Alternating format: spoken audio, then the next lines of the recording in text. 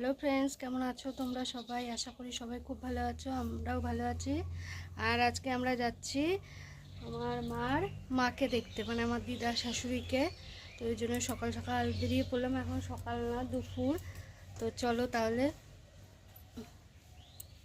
Friends, এই যে আমাদের গাড়ি চলে এসেছে। তো এখন এই যে আমরা বেরিয়ে পড়বো। আর যেহেতু মার একটা পায়ের সমস্যা আছে, মা বাসে যেতে পারে না, ওই জন্যই আমরা গাড়িতেই যাব। আর এই যে দেখতে পাচ্ছ, মার উঠতে অসুবিধাই হচ্ছে। আর বাসে হলে তো আরও অসুবিধা হয়।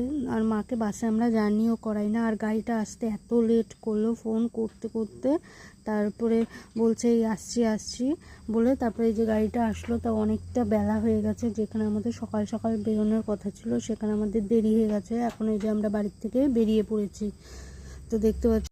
আর ভাবলাম যখন যাচ্ছি, মানে চারিদিকটা সবুজে সবুজ, এত সুন্দর লাগছে দেখতে। আর মেঘগুলো দেখো, মনে হচ্ছে পুজো চলে এসেছে। পুজো তো আর বেশি দিন নেই, হাতে মাত্র আর 2 থেকে আড়াই মাস আছে। ওই জন্য ভাবলাম তোমাদের সাথে একটু ক্যামেরা বন্দি করে রাখি এই দৃশ্যগুলো। মানে আমার তো এত ভালো লাগছিলো, মা বললো যে একটু ক্যামেরা বন্দি করে রাখো, ওই জন্যই রাখলাম আর তোমাদেরও দেখালাম। মানে চারিদিকটা এত সুন্দর লাগছিল না।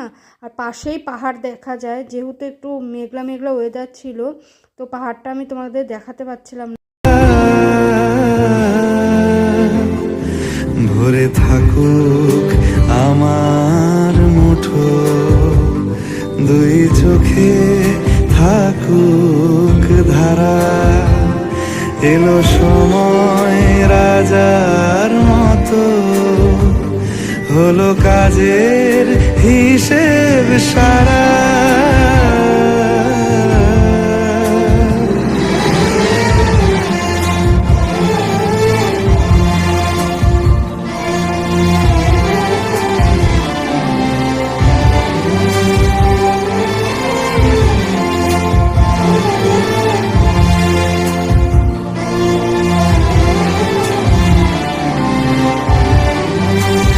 বলে আয় রে ছুটে আয় রে তারা, হেথা নাই গো মৃত্যু নাই কো যারা। বলে আয় রে ছুটে আয় রে তারা, হেথা নাই কো মৃত্যু নাই কো যারা। এখন আমরা চলে আসলাম এই শালবাড়ি মিষ্টির দোকানে। আর এই দোকানটা খুব বিখ্যাত দোকান, এখানে পুরি তরকারি খুব নাম করা শালবাড়ির। তো ওই জন্য এখান থেকে নেব মিষ্টি। আর আচ্ছা, এখন খাবো একটু চা। আর মা নিল হচ্ছে সিঙ্গারা। তো ওই জন্য সিঙ্গারা আর চাটনিটা নাকি এখানকারও খুব বিখ্যাত। আর এখান থেকে যত লোক যায় না কেন, এখানে তো পাশেই মেন রাস্তা, এই দোকানটায় নামবেই, কারণ এই দোকানটা খুব ফেমাস, মানে পুরি তরকারির জন্য। আমরা এখন দিদুনের বাড়িতে, মানে আমার দিদা শাশুড়ির বাড়িতে চলে এসেছি।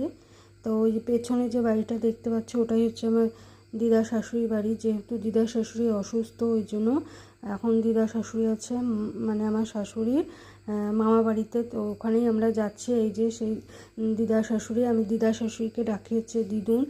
আর এসেই দেখি কারেন্ট নেই, যেহেতু রাস্তায় প্রচণ্ড হাওয়া হচ্ছিলো, এই জন্য সব জায়গায় কারেন্ট চলে গেছিলো। ওই জন্য এসে দেখলাম যে কারেন্ট ছিল না। এসে তোমাদের দাদাভাই এই যে পাখা দিয়ে হাওয়া করছে, তো আমি বলছিলাম যে দাও, আমাকে বললো না থাক আমি দিচ্ছি। তারপরে যে আমরা দুপুরবেলা খাওয়া দাওয়া করে, দুপুরও হয়নি, আমাদের বিকেল হয়ে গেছে খাওয়া দাওয়া করতে করতে। এখন আমরা বেরিয়ে পড়লাম একটু বাজারে, মানে জটেশ্বর বাজারে। ওখানে আমাদের কিছু কাজ আছে। তো প্রথমে আমরা যাব হচ্ছে, তোমাদের দাদাভাই বলছিল যে মাছ দেখবে, এই সব জায়গায় কাছাকাছি নদী আছে, তো ওই জন্য লোকাল মাছটা ভালো পাওয়া যায়, ওই জন্য লোকাল মাছ মানে খোঁজার জন্যই যাচ্ছিল। আর কিনবে হচ্ছে এই ছোটো দিদুনের জন্য, মানে মার মামির জন্য একটা শাড়ি কিনবো, ওই জন্যই গেছিলাম। আর যেহেতু যে আমরা মাছ বাজারের ভেতর দিকটা ঢুকছি, তো মাছ বাজারটা বললো যে একজন যে এইখানে নাকি নদীর মাছগুলো তোমার সন্ধ্যের আগে আগে পাওয়া যায়। তো ওই জন্য তো আমি তো মানে প্রথম আসলাম এইখানে, আমি আগে আসিনি মানে বাজারটার ভেতরে। তো ঘুরে ঘুরে দেখলাম, মানে খুব যে বড় তাও না, আবার খুব ছোট সেরকমও না, মোটামুটি ঠিকই আছে। আর জটেশ্বর তো সেরকম বড় জায়গা না, ছোটো মোটো একটা গ্রাম। তাও বলে আগের থেকে অনেক উন্নত হয়েছে, সব জায়গায় উন্নত হচ্ছে, শুধু জটেশ্বর বলে না। তাই একটু ঘুরে টুরে দেখলাম, বেশ ভালোই লাগলো। তারপরে এদিকে আবার নেব বাবার জন্য একটু ধান, ওই যে লোকাল মিলের ধান এখানে খুব ভালো পাওয়া যায়, আমাদের জলপাইগুড়িতে পাওয়া যায় না, ওটা নিব যেহেতু বাবা লোকাল ধানের চাল মানে ভাতটা খেতে খুব পছন্দ করে। তারপরে যাব আমি আমাদের মানে জটেশ্বরের শিব মন্দির, খুব বিখ্যাত একটা শিব মন্দির, সেখানে আমি যাচ্ছি। এই যে আমি শিব মন্দিরের কাছে চলে আসলাম, এটা হচ্ছে মানে জটেশ্বরের নামকরা শিব মন্দির, খুব জাগ্রত। আমি এর জন্য চারিদিকটা আগে তোমাদের ঘুরে দেখাচ্ছি। এখানে হচ্ছে শিব মানে শিব ঠাকুরই মেন, তো এখানে প্রচুর ভিড় হয়। আর যখন তোমার মানে শিবরাত্রির সময় লাইন, আর এত লাইন পড়ে, মানে টিকিট কেটে কেটে এখানে শিবের মাথায় জল ঢালতে হয়, যেরকম শ্রাবণ মাসে সেরকম শিবরাত্রির সময়। আর এই শিবরাত্রিতে এখানে বড় মেলা হয়, এই সার্কাস টার্কাস আসে, মানে এই ঠাকুরের কাছে তুমি যা চাইবে তাই পাবে। আর এদিকে আছে এই যে রাধাকৃষ্ণর মন্দির, শিব ঠাকুরের পাশেই মন্দির। আর এই মন্দিরটা আমি মার মুখে শুনেছি যে আমার দিদা শ্বশুরি হওয়ার আগে নাকি একটা ছোট্ট পাথরের মতো ছিল, সেটা এখন আস্তে আস্তে বড় পাথরে পরিণত হয়েছে। তো এর আগেও আমি একবার এখানে এসে পুজো দিয়ে গেছিলাম, কারণ বাবা একটু শরীর অসুস্থ হয়েছিল, তখন আমি এই জটেশ্বরেই ছিলাম।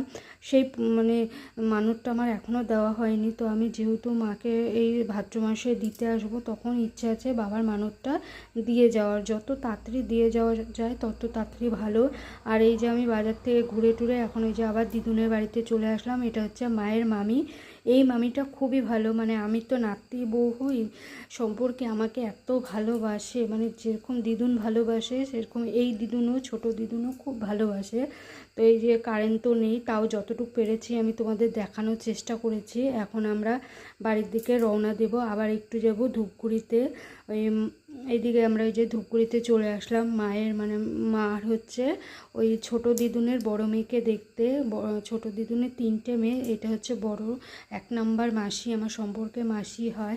এই মাসিরও শরীর নাকি খুব খারাপ, তোমার থাইরয়েড আরও কী সমস্যা ধরে পড়েছে, তো আগের থেকে এখন মোটামুটি সুস্থ আছে। ওই জন্য মা বললো যখন আমরা ধূপগুড়ির উপর দিয়ে যাব তাহলে একটু বোনকে দেখেই যাই। আমি বললাম ঠিক আছে চলো তাহলে। এসেই দেখলাম 2টো টিয়া পাখি, তো যখনই আমরা ঢুকলাম এত চিৎকার করছিল, তো আমরা বেশিক্ষণ বসিও নি, মানে মাসি অনেকবার চা খাওয়ার জন্য বলছিল। মেসো ফোন করলো যে মিষ্টি টিষ্টি আনার জন্য, মেসো বাড়িতে ছিল না, তো আমরা মিষ্টি টিষ্টি কিচ্ছু খাইনি। আমরা বারবার না বলছিলাম না আমরা দেরি হয়ে যাচ্ছে, বাড়িতে লোক রেখে আসছি, এদিকে ঝড় বৃষ্টি। তো ফ্রেন্ডস এই যে আমরা বাড়িতে চলে আসলাম, আর এখন ঘড়িতে বাজে রাত্রি প্রায় 10:30টার মতো। তো দেখো চোখ মুখের কী অবস্থা।